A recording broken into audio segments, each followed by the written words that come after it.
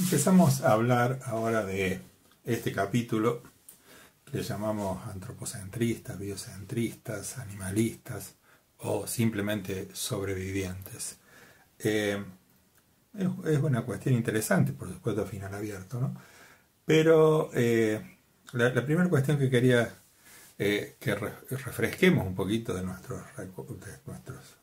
bueno, de algunos muy recientes y otros muy antiguos recuerdos de nuestra paso por el secundario, sabremos que los reinos en los que se divide la vida son cinco.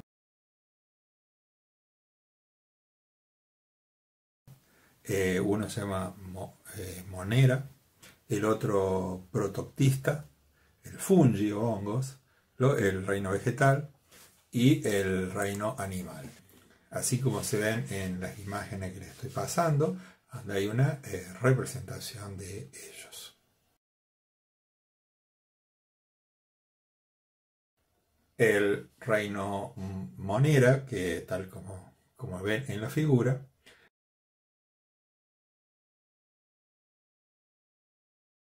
está representado principalmente por virus y bacterias.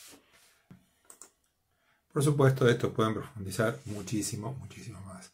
Luego está el reino protista.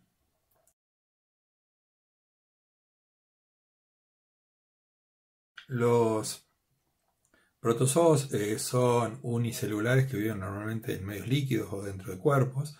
Se suelen transformar en vectores de enfermedades, como por ejemplo el mal de Chagas. Eso es un reino en sí mismo, con millones de especies, ¿no? En cada uno de ellos. Ahora pueden ver allí a los hongos, que tienen todo eso que ya conocemos. Los hongos los conocemos, sobre todo los hongos comestibles, los hongos que están en los árboles, los conocemos bastante. Todos ellos en su conjunto, esta cosa indistinguible, que cuando yo iba a la primaria no se sabía muy bien qué eran los hongos y los líquenes y demás. Bueno, es un reino en sí mismo, con sus millones de especies también. Ahora vamos a pasar y ahí pueden ver al reino vegetal, que son las llamadas plantas. Bueno, estos son es un reino muy avanzado, son los que nos proveen de frutos, son los que nos proveen de sombra, son organismos autótrofos, son multicelulares, tienen diversos sistemas y adaptaciones para su reproducción. Realmente hay algunos que tienen semillas desnudas que se llaman gimnosperma, y después están los angiospermas, que son los que tienen frutos. Bueno, realmente es un reino muy vasto, muy interesante. Supongo que los que estudian biología de esto lo sabrán muchísimo de ello, pero convivimos con ellos a diario y están a nuestra vista. Y finalmente está el reino animal, un reino que nos es muy próximo, que tiene entre 3 y 30 millones de especies, no es poco. Dentro de lo que nos rodean hay entre 5 y 50 millones de especies en todos los reinos, de los cuales animales son aproximadamente algo así como el 60% del total. Los animales tienen sistema de locomoción propio, tienen sistema nervioso, que depende por supuesto de su grado evolutivo, y viven en todo tipo de ambiente. Pueden estar, son aeroterrestres, terrestres, son acuáticos, son terrestres acuáticos. Bueno, tienen todas esas posibilidades, y son los que conviven a diario con nosotros, tanto conviven como que nosotros somos parte de este reino. Los humanos somos parte de Animalia, el reino animal.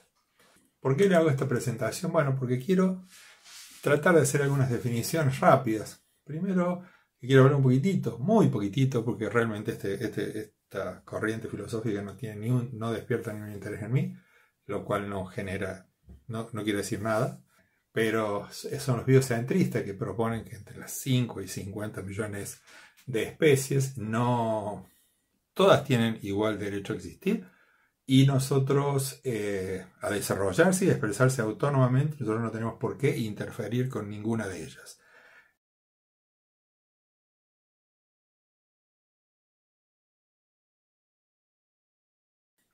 proponen la vuelta o sea, se fascinan con la idea de que hay un mundo preindustrial, donde nosotros convivíamos con una naturaleza, donde convivíamos con esos millones de especies, cosa que nadie prueba que sea así. De hecho, hace no tanto tiempo había 7 especies de humanos y las hicimos desaparecer y quedamos nosotros solos, pero a nosotros nos atraviesa la violencia más que la convivencia.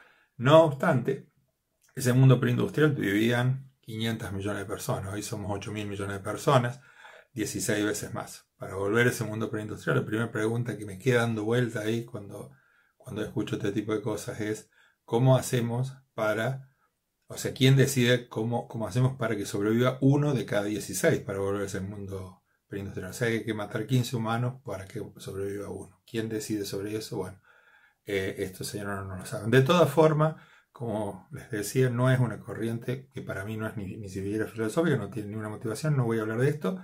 Si a alguien le interesa que la siga. No me atraen las personas que ante un dolor de muela no se toman un antibiótico porque consideran que la bacteria está bien donde está, o que en sus partes secas o húmedas proliferen hongos tranquilamente y ellos no hagan nada para remediarlo. No los quiero tener cerca porque me van a contagiar de algo. Que no limpian su hogar con cloro, por ejemplo, porque consideren que están matando bacterias detrás de eso, no son gente apetecible, digamos, dentro de mi vida. Por ende no voy a hablar más de este tema y que ya no se hable más. Sí hay 2 corrientes que son muy interesantes desde mi perspectiva, y es el antropocentrismo, que dice que dentro de estos 5 reinos, particularmente se detiene entre el reino animal, pero dentro del reino animal toma solo los humanos y basan toda su ética en una ética que es llamada ética de la libertad. Esta ética de la libertad es parte de decir, el hombre en algún momento tiene conciencia de su finitud.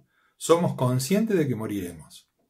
A partir de esa conciencia de que vamos a morir y que nacimos solos y vamos a morir solos, esa desazón nos produce un conocimiento profundo de lo que nos va a pasar, y eso nos lleva a una sensación de libertad. Vamos a morir, tenemos que vivir libre y vivir bien. Incluso de sublimar deseos actuales para poder desarrollarlos posteriormente. O sea, somos verdaderos agentes morales los humanos, en tanto nuestra concepción al haber entendido nuestra finitud.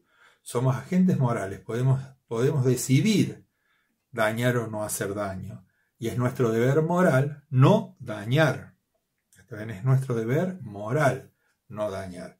Por ahí se confunde diciendo eso no es así, porque Darwin decía que sobre la supervivencia del más apto significaba que sobrevive el que hace más daño, y eso no es así. La supervivencia está planificada en términos de genes. Entonces, es lo mismo que sobreviva yo, o que sobreviva mis hijos, mis hermanos y mi familia y demás, porque son todos mis genes. En esa tribu primigenia, que no era más de 100 humanos, quizás haya sido ese grupo que se peleaba con el grupo vecino. Pero tal como dice Peter Singer, que es el autor de Ética Animal, de un libro, el libro Liberación Animal, digamos, de la base del animalismo, y en su libro el círculo se expande, él dice eso, ¿no?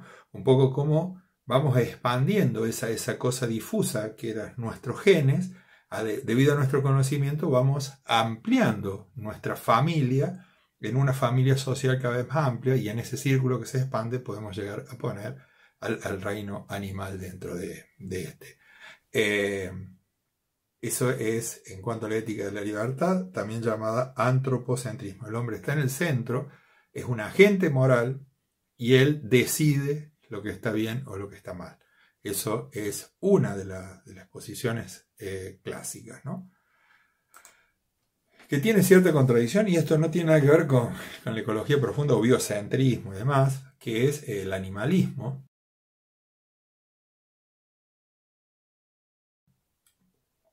Que es una ética basada en la defensa del animal. Ahí, como ven en la figura, en esta figura se ve claramente que lo que se defiende no es una porción del reino animal, sino el reino animal en su conjunto. O sea, hay entre 3 y 30 millones de especies a defender. ¿Y por qué? Porque es una ética basada en el dolor. ¿está bien? No es una ética basada en la libertad de elegir, sino en la ética del dolor. ¿Qué pasa con el resto de los animales, como nuestros compañeros animales, compañeros de reino? Son inconscientes de su finitud. Un perro cruza la calle y no sabe que puede morir o no. Se manejan por instinto. No podemos juzgar que nos muerdan, porque se pueden sentir atacados y lo van a hacer sin tener razonamientos detrás de eso. Pero sienten dolor, ¿entendés? Y nosotros no somos quien para hacerlo sufrir. Eso significa que, o sea, el sentir dolor los transforma en, les hace tener un estatus moral. No son agentes morales, pero sí tienen un estatus moral. Este tema, la diferencia entre las dos cosas, que yo no las termino de entender sinceramente, porque hay como un dilema entre estas dos cuestiones, ¿no? O sea, el antropocentrismo pone al hombre como agente moral, es el centro y debe velar por todo. Por otro lado, el animalismo dice que los animales tienen el mismo derecho porque el humano tiene que velar por ellos. Hasta donde yo entiendo, o en mi cabeza significan básicamente la misma cosa, es mi dilema, que me llevó a este momento. No es una crítica, yo estoy estudiando filosofía debido a este dilema en este preciso momento. Yo les puedo sí recomendar, si les interesa este tema, a dos autores que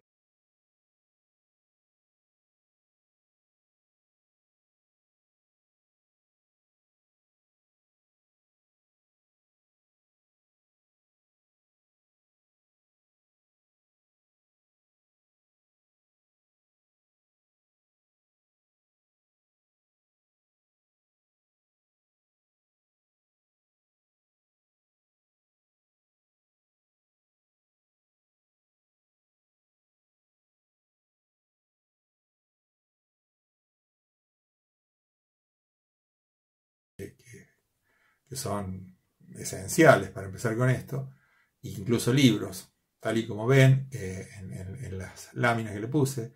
Peter Singer es uno de ellos. Los libros que les recomiendo son Liberación Animal, El Círculo se expande y Ética Práctica.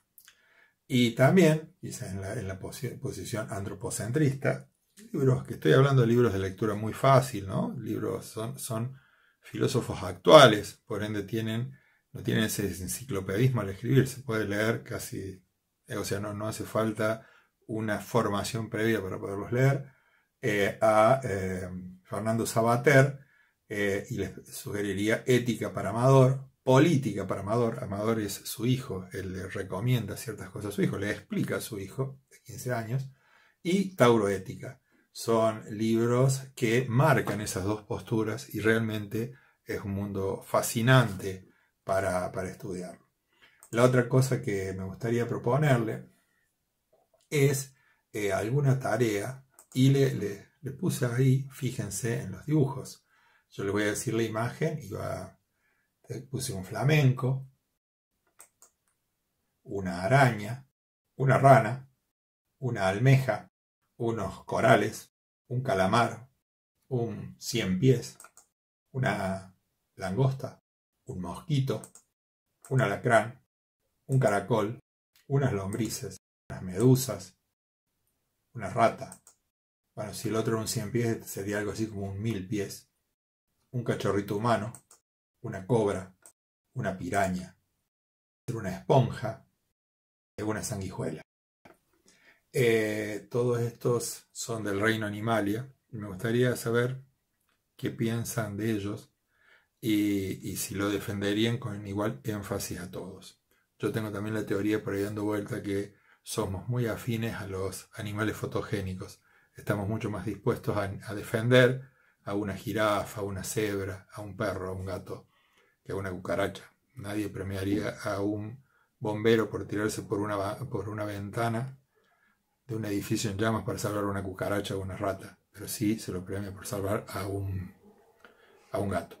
Pero son cosas que, como le digo, no quiero influenciar sobre esto porque es motivo de mis actuales estudios y se lo quería presentar con esa humildad. Yo estoy estudiando esto y es algo que me fascina actualmente. Lo importante, y como reflexión, el IPCC dice que no tenemos tiempo ni siquiera para terminar de estudiar esto. El IPCC actual dice que la especie humana está en serio peligro de extinción, con montones de otras especies, por supuesto. El cambio climático nos está dando un horizonte de eventos catastróficos para la especie humana en 20 años si no cambiamos de manera irreversible nuestra situación. Ya no podemos seguir paviando con este tipo de cosas, si me disculpan.